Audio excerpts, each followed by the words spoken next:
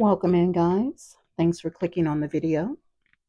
Ingredients and measurements are listed down in the description box for you. Let's go ahead and get started. Ensure that all of your ingredients are at room temperature. And I'm simply going to go ahead and mix all of my wet ingredients and then combine my dry ingredients.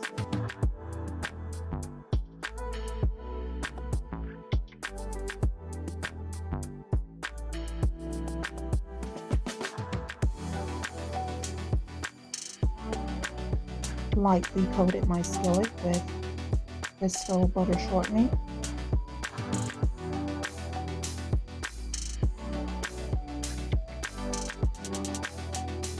While my cornbread is still warm, I'm adding my honey on top. And then I'm coming in with my melted butter.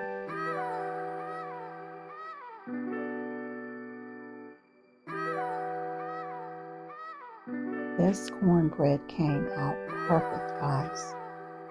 And I used just the right amount of mayonnaise to give it that fluffy texture.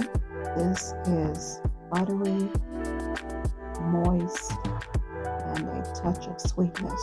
Just a touch, not too much. Y'all willing, of course. We shall see you on the next one. Shalom.